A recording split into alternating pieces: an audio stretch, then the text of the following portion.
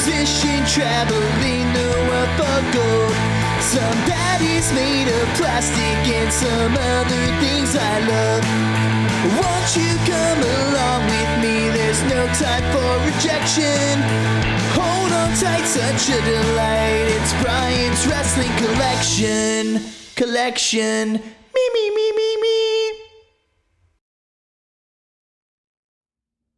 Hey guys, what's up? It's Brian Hardy and welcome to another episode of Brian's Wrestling Collection. And today on the show, we've got some really cool stuff. But let's start with this. I was able to get my hands on some loose ECW figures the other day, and I was able to get my hands on some more Legends of Pro Wrestling figures. But the coolest find, again, I might have done this on a previous episode, I'm not sure, because that's just how it goes sometimes. You buy and you sell and you buy and you sell. But I know I've owned this like twice in my life. I had to get it again. I couldn't wait. Legends of Professional Wrestling line. Bloody Hot Stuff Eddie Gilbert. I already have the regular one. This bloody one is super cool though. I don't know what it's going to take to talk Figures Toy Company into doing another line of figures just like these. But I mean, if you really look at the detail that goes into these figures, they're so cool. Now this is, pre-era WWE classic superstars figures and stuff like that. So this was like really awesome at the time because, I mean, you had bone crunching figures, but you really didn't have like, stuff like Hot Stuff Eddie Gilbert and Chief J Strongbow and different guys like that, Superstar Billy Graham being released, and you did in this series from Figures Toy Company. So this is something that I feel needs to come back. No offense to Figures Toy Company, but their new stuff is not nearly as awesome as their old stuff is. Some of their designs look good, but as far as their figures and their bodies and stuff like that, some people like the points of articulation. I don't necessarily need them. As long as the legs can move and the arms can move, I don't need the elbows and the wrists and the hands and all that good jazz and stuff. So this to me is really awesome. Bloody Hot Stuff Eddie Gilbert figure in the white, which really just makes the blood pop. Like I said, his regular figure is in red. It's like, is it somewhere on here? It's probably somewhere here on the box. It is. It's like, I don't even know if you can see that far in, and I don't feel like going to the other room to grab them, but there's a ton of different guys released by Figures Toy Company, and these figures, I honestly would say these figures are like some of my favorite figures ever made. I mean, Ivan Koloff and all that stuff. So such a good line. So anyway, I just mentioned BCAs, so let's put this down for a second. And let's go into something that I might have previously had as well. I know I had this in the package, but I had to take it out of the package. So there may have been a previous episode with this on it too, but I'm leaving this one in the pack for myself. So the story behind this is the SummerSlam 99 Series #1 rules. But we've got Mankind with the sock and the mask, and we've got The Rock. Do you smell what The Rock is cooking? 1999. What a year for these two. I mean, talk about the Royal Rumble 99 match, the halftime heat match, all that kind of stuff with the two of these guys. And I can remember being on a trip in Chincoteague and literally going into a Walmart and finding this. And there was like a ton of the other, cool 2-packs, The Undertaker and Kane, which I've done on this show before, Boss Man and Steve Austin, Val Venus, Billy Gunn, stuff like that. SummerSlam 99, in my opinion, when it came to just figure releases, was awesome because, I don't know, anytime I saw this right here, boom, I really just wanted to go grab whatever figure was on the shelf. It didn't matter what it was. I just liked the figures that they were coming out with at this time.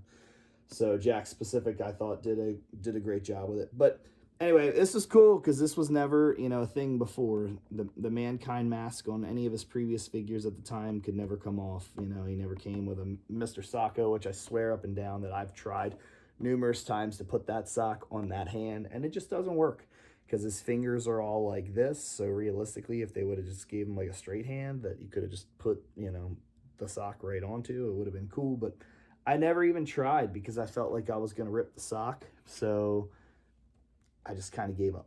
But anyway, I was in Chincoteague at the Walmart, grabbed this up. I was like, man, this is so cool. And this is like one of my 9-year-old childhood memories, honestly. It was just finding this in the store.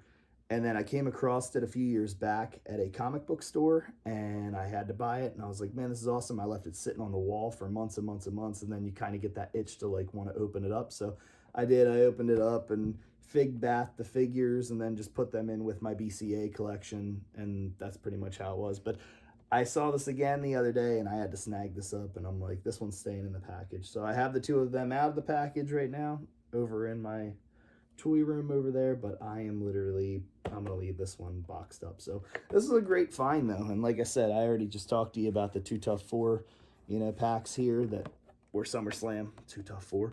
The Maximum Sweat figures on the back here, Breakdown in Your House figures, they were really cool as well. The Brawl for All, Deadly Dungeon, and Lethal Ladder Match, everybody I think had this ring. I know I had this ring. I got this for Christmas one year with the steel cage and the catapults and stuff. You had the Camo Carnage, which was basically like the Connection ripoff of the Stomp figures. And then you had these banger talking wrestlers, which I was just telling my nephew about the other night. But yeah, I mean, these things were just really, really cool. And I really miss this era of figures, and I really try to buy up as many of them as I possibly can. So this is awesome. But let's get into the big find of this episode, which is really cool to me. I have every Owen Hart figure that they've put out so far, and I'm very excited about the Owen Hart figures that are going to be coming out in the AEW line from Jazzwares and stuff like that. I'm still trying to find the variant Micro Brawler Owen Hart figure that Pro Wrestling Tees had put out in the the Pro Wrestling crate boxes, as you know.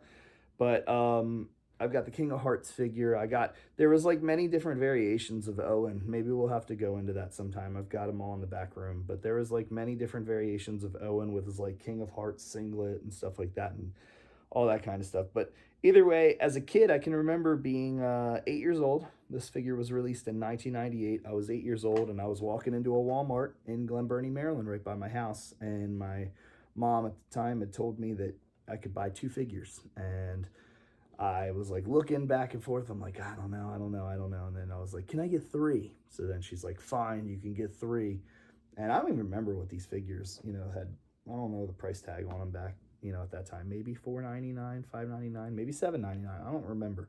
But either way, I ended up grabbing Steve Blackman because anybody else that I knew in the neighborhood didn't have a Steve Blackman figure.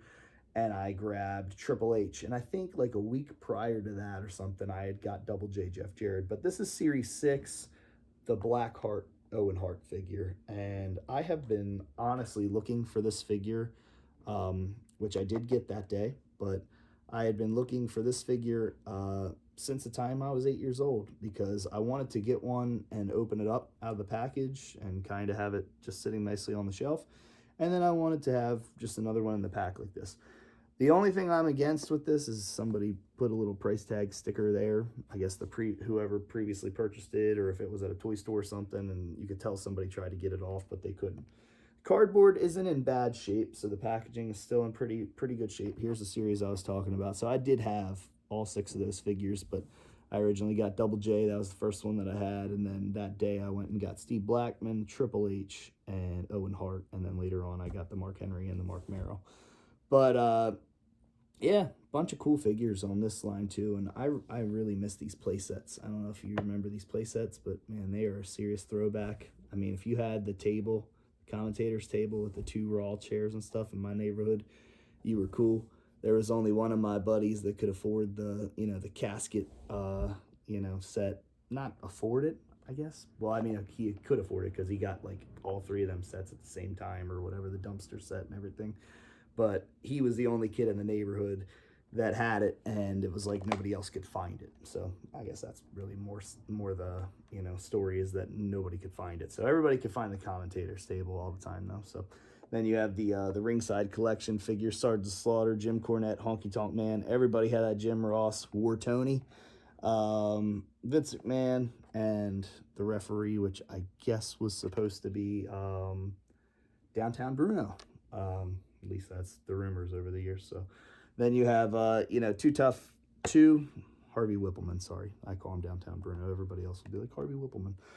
You got the Too Tough 2 series, Road Dogg and Billy Gunn. That's one of my favorite packs. I remember seeing that at Annapolis High School on the merchandise table the very first time I ever met the Iron Sheik at an MCW show. It was like in 2000, and I ended up grabbing that pack because I was like, man, that was so cool. And as an adult, I have them in the back room. Kama and D'Lo, that was a cool 2-pack. Jerry Lawler and Brian Christopher, I have in the back room, and the Jackal and Kurgan, which was cool. I kind of did like the oddities Kurgan a little better though. The colors just popped. But this Owen Hart figure, like I said, I've been looking for so long, and I'm glad that I could find it, because I'm sure it's popped up on eBay a time or two, and I was just like, I'm not going to spend this much or that much money on it. But the price was right. I literally was like, okay, cool, I'll take it. And I think I'm going to leave this in the package, unless for some strange reason another one comes around and makes its way around me, and if that's in better shape than this is package-wise, then I will open whatever the crappiest one of the two is and then leave the other one in the package to display. But this was a win. Now, what's weird about this, I don't even know if I probably can't get it in there, but it's like it's completely sealed. Like, it's never been opened or anything, but you could definitely tell, like, just from all the years of sitting, that it's got like some paint wear on the inside. And like, yeah, it's been sitting for that long in a package. So yep, the Black Hart Owen Hart figure, definitely the coolest part of my finds this week. This was cool. Rock and Sock was cool. I call it Rock and Sock even though they were feuding at the time. They weren't partnering or anything like that. But these 2 figure packs were cool as far as BCAs go. And yeah, definitely my loose find of the week was Hot Stuff Eddie Gilbert Bloody. So guys, it's been cool. It's only going to get cooler because we're in a new year, and Brian's wrestling collection is going to be on fire. We're going to have some big plans here shortly. I keep teasing it, and I'm not joking about it. When I say something, I do it. So until next time, guys, this is Brian Hardy for Brian's Wrestling Collection, and keep on slamming.